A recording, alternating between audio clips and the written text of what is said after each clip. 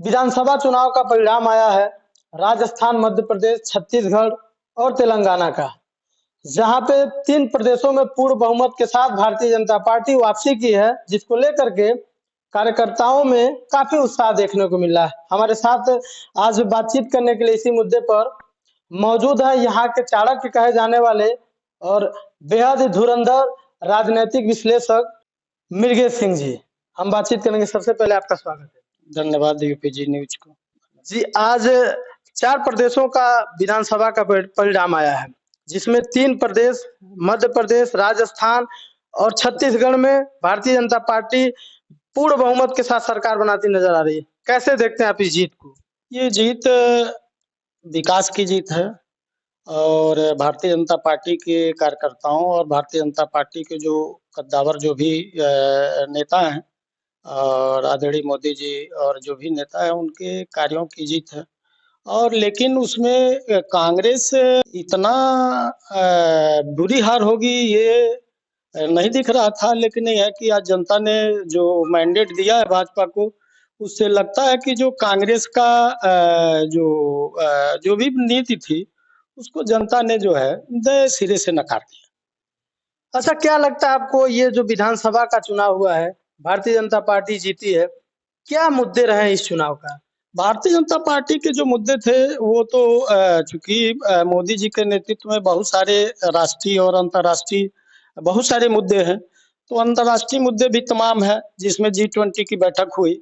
अन्य भी तमाम जो अंतर्राष्ट्रीय फोरम है, संयुक्त राष्ट्र संघ के या G20 की बैठक हुई या अन्य जो फोरम है उसमें भारत का प्रतिनिधित्व बढ़ा, भारत की बात रखी गई और विदेश मंत्री जो एक IAS रहे हैं उन्होंने काफी काम किया, उसका भी रहा।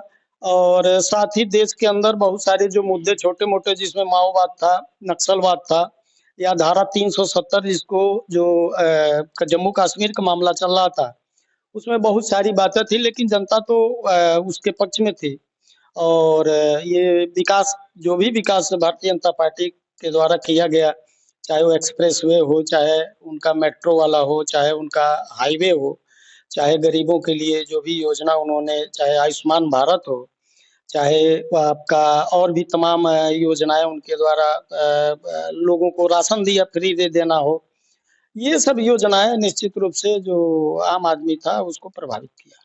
अच्छा, बीजेपी के विरुद्ध जो जितने भी विपक्षी हैं हमेशा ये आरोप लगाते आए हैं कि भारतीय जनता पार्टी हिंदू मुस्लिम करती है, उसका क्या कुछ फायदा हुआ है भारतीय जनता पार्टी को? बात हिंदू मुस्लिम की नहीं है, मेरे समझ से जो कांग्रेस की हार हुई है उसमें सबसे बड़ा कारण यही था कि ठीक है, सनातन की बात हो रही है, सनातन की बात होने देनी चाहिए, लेकिन सनातन का आप विरोध करते हैं, गाय बेगाय उसकी बुराई करते हैं और वोट लेने के लिए या एक वर्ग को संतुष्ट करने के लिए जो तुष्टीकरण भाजपा के नेता आरोप लगाते हैं कि जो कांग्रेस है ये तुष्टीकरण की राजनीति करती है, तो तुष्टीकरण की राजनीति और साथ ही जातिवाद या जाति गणना, इस तरह के जो छोटे छोटे मुद्दे थे उसको भी बहुत जोर शोर से प्रसारित किया गया और ये सब बातें कुल मिला के जनता ने तो नकार दिया है। तो इसका मतलब कि ये सारे जो कांग्रेस के उठाए मुद्दे थे ये फेल्योर हुए।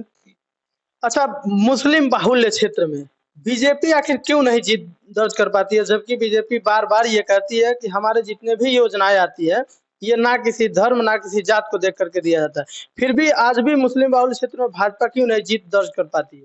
उसमें सबसे बड़ा कारण जो मेरे देखने से ये होता है कि सबसे जरूरी है कि जो भारतीय जनता पार्टी की नीति है सबका साथ सबका विकास, तो अब उसमें जो अल्पसंख्यकों के प्रति जो भी नीति बनाई जाती है, जो योजना बनाई जाती है उनके पढ़ने लिखने का या मदरसा के आधुनिकीकरण का या अन्य जो चीजें हैं उनके लिए बनाई जाती हैं, या ये सब थोड़ा सा कम हमको लगता है। दूसरी बात ये है कि जो अल्पसंख्यक समाज है उनको जो राजनेता है या जो नेता है उनको बरगलाए रहते हैं, या भारतीय जनता पार्टी की भी कुछ उनकी नीतियों में कोई कमी होगी जिससे कि अल्पसंख्यक उनके विरोध में वोट डालते हैं। कांग्रेस पार्टी या जितनी भी विपक्षी पार्टियां हैं, क्या आपको लग रहा है कल ईवीएम को दोष देने वाले हैं? ईवीएम को दोष देना मेरे समझ से उनको नहीं देना चाहिए, क्योंकि जीत हार तो होती रहती है। इसके पहले वही राजस्थान, वही मध्य प्रदेश, वही छत्तीसगढ़ कांग्रेस की पूर्ण बहुमत की सरकार बनी। थोड़ा सा दिक्कत हुई, मध्य प्रदेश में सरकार बदल गई और उनके विधायक बदल गए, लेकिन इसके पहले तो वही सरकार में थे। और ये जो चुनाव हुआ है, चुनाव में उनका अच्छा रोल अदा किए हैं। वो तेलंगाना में जीत रहे हैं, कांग्रेस जीत रही है और भारतीय जनता पार्टी भी 3 प्रदेशों में जीत रही है। तो मेरे समझ से ईवीएम को कहना ये ठीक नहीं।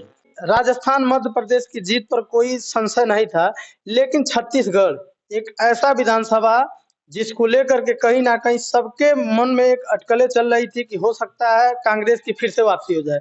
लेकिन ऐसे जगहों पे भारतीय जनता पार्टी की वापसी, क्या लगता है आपको, यह सेमीफाइनल है? यह तो तय है कि ये लोकसभा चुनाव के पहले ये जो चुनाव 4 राज्यों का हो रहा है, ये सेमीफाइनल ही है। और जनता ने जो भी मैंडेट दिया है भारतीय जनता पार्टी के पक्ष में।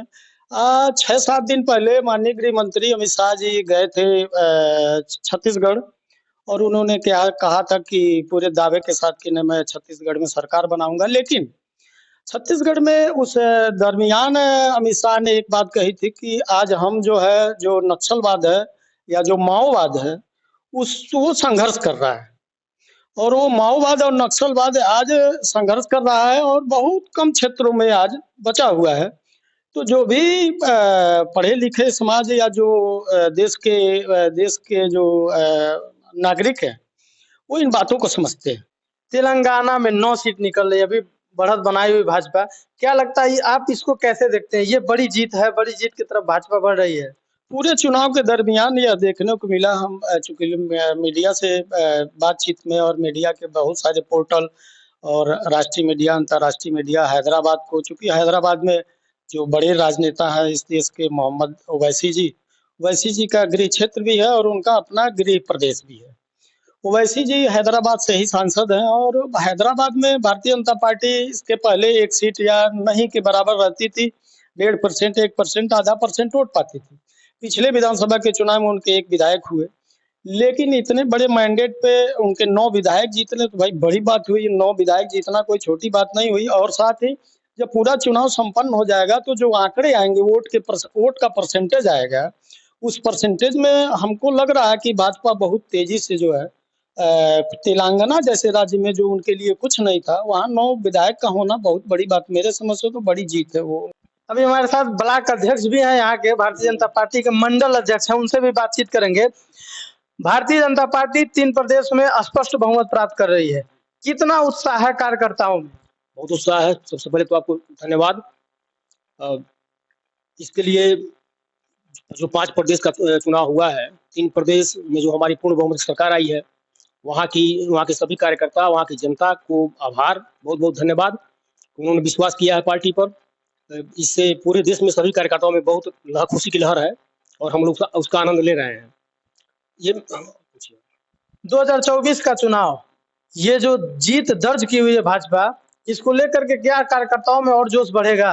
बिल्कुल बढ़ेगा, जोश बढ़ेगा। हम सब में आत्मविश्वास और बढ़ रहा है। हम लोग और दुगने परिश्रम से काम करेंगे। पूरे देश में सरकार अच्छी सीट निकलेगी हम लोगों की 2024 में, और मोदी जी फिर दोबारा बनेंगे प्रधानमंत्री। भाजपा का वो कौन सा रणनीति था या योजना था जो तेलंगाना तक नहीं पहुंच सका, जिससे कि तेलंगाना के लोग कांग्रेस की वापसी करवा रहे हैं? अब चूंकि भारतीय जनता पार्टी की जो भी नीतियां बनी हैं और जिस योजना के तहत मोदी जी काम करते हैं, राष्ट्रीय योजनाएं, चाहे वह आयुष्मान भारत हो, चाहे वह घर घर नल जल योजना हो, ऐसी बहुत सारे राष्ट्रीय योजना, हो सकता है कि वहाँ इम्प्लीमेंटेशन न हो पाया हो। अब वहाँ का जो भौगोलिक जो परिदृश्य है, उस परिदृश्य में अब जो भी नीति न काम की हो भाजपा की, लेकिन ये है कि कहीं न कहीं तो भाजपा में कमियां थी, इस नाते जो है जनता ने उनको भी नकार दिया है। तो हमारे साथ बातचीत करने के लिए यहाँ के वरिष्ठ पत्रकार और राजनीतिक विश्लेषक कहे जाने वाले डॉक्टर मुकेश सिंह जी थे, और वहीं मंडल अध्यक्ष भारतीय जनता पार्टी के रणजीत सिंह। बाकी ऐसे लोगों के बारे में आप लोग क्या सोचते हैं, कमेंट करके जरूर बताएं। जय हिंद।